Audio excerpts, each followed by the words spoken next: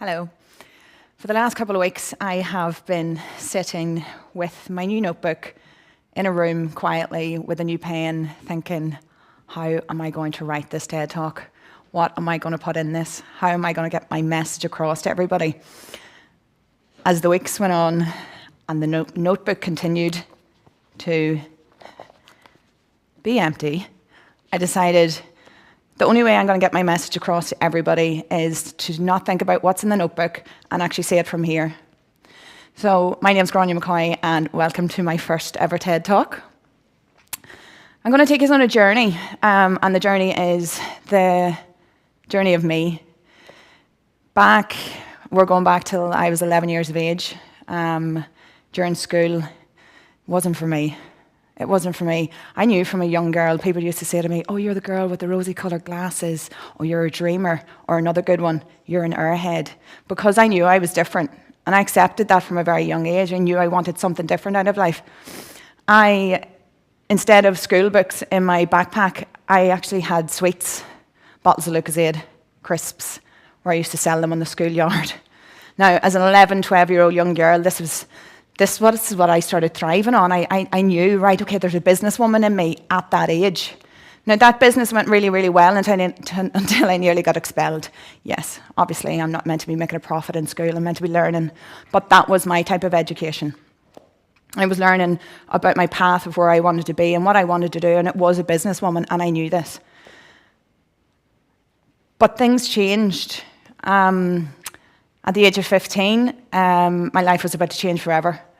I was about to take on the biggest job a woman could ever take on, and that was becoming a mother.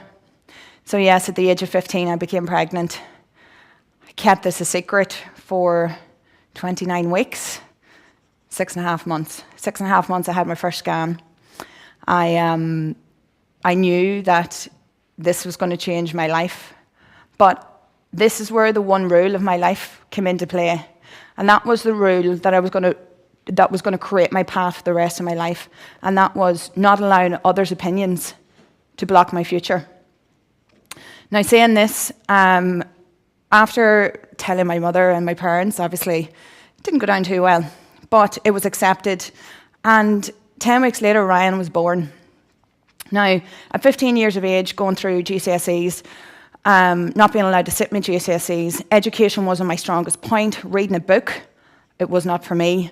I also knew that to be the successful businesswoman that I wanted to be, the 11-year-old me wanted to be, I had to have some sort of education.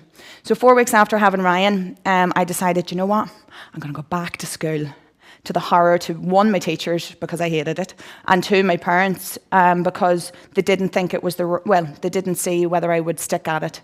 Now, going back to school at 15 years of age, to a lot of younger people now, because I was a year behind, and getting the, oh God, did you hear about Grainne McCoy? Or, oh, she's a mother. Or taking my son into school, which I was very, very, very, very proud of, was a big step for me. Now, the number one rule was obviously to always not care what they thought. And this was going to help me get through the year, the very, very, very tough year of not only being a mother, but also repeating 5th year. I got through it. Didn't get many GCSEs, but I still got through it. I continued on my journey as a mother, as a single mother, knowing that I wanted to be successful in life. I decided when I was 21, after working my way up through the retail sector with no education, single mom, becoming a manager of a store, I knew I wanted something different. I wanted to be creative. I wanted to create something different. I started getting into makeup. So from my makeup journey, I decided that I would go to London one time, and I asked my mother, I contacted her one day and said, could you look after Ryan for a couple of weeks? I'm really going to try this dream. She's like, no, Grainne, that's ridiculous. You can't do that.